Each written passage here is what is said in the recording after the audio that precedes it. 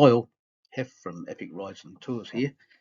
You may have heard or read something that I've put up on social media about colonial architecture. Absolutely love it.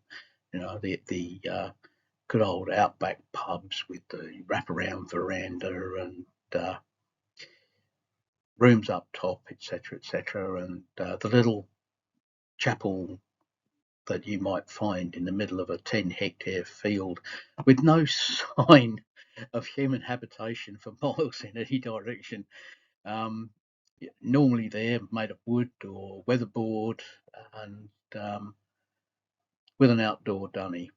Well, we discovered one a little while ago, and here's the story. Well, originally the church was due to have had its 90th anniversary back in 2021. I think about May. But as you know, there was plague and pestilence and floods and all sorts going on. So it was postponed until this year when we were invited to come along and witness the celebration. But unfortunately, we had more floods. You can't win a trick lately. But yeah, luckily the elements managed to hold off this time, and we got to see the carol service. Well, as you can see, we turned up in festive dress, i.e., tinsel and some flashing lights on the luggage rack there behind Beth.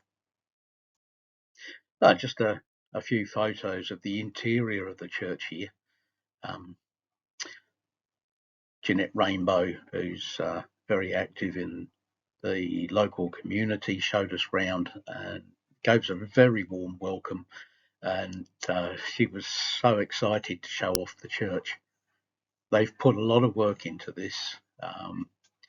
It was the church was actually deconsecrated, so decommissioned, and the local community got together and bought it, and then started the repair work. And to start with, I think they actually had to re-stump the building, and yeah, it's a lovely little place, well off the grid, so no power, no water, no sewage. The dunny there is more or less a bucket in a little wooden shed. Yeah. Just a few things to note here.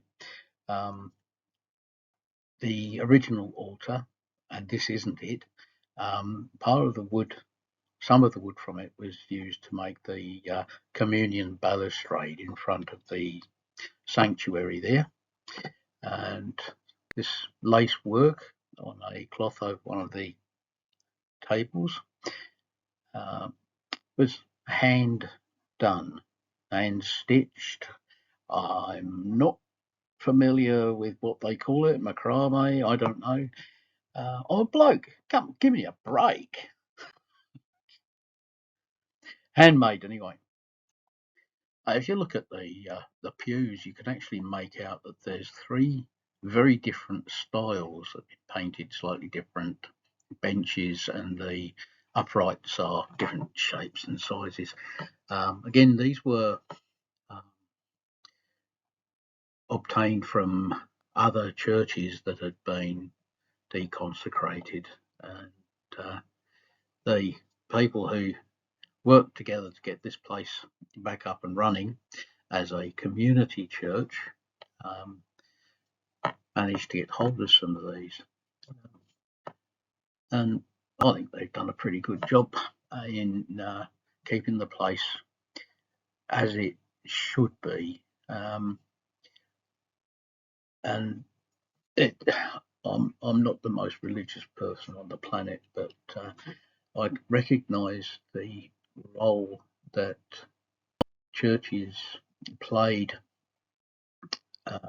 for a long time in being the glue that holds a small community together, even a large one, but in places like rural Australia where we are here, there can be miles and miles between uh, neighbours.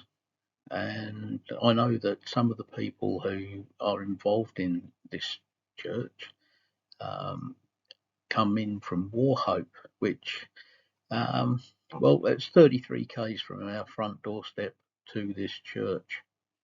So it's a fair round trip for carols or whatever other occasion they have. It's 66 round kilometres, you know. Beautiful. And up the top there, and you don't need to ask me what it says. So, yep, self-explanatory. And on the left, no, that no, that left, that left. Yeah, I wish computer cameras could figure out which is left and which is right. Honestly. Anyway, yep, there's a brass bowl and a brass pitcher for the baptismal water. It's basically a font. When I grew up, the font was a massive piece of stone chucked away at the back end of the church. Um, oh, and boy, was that water cold. So there you go. All Saints Church at Papenborough.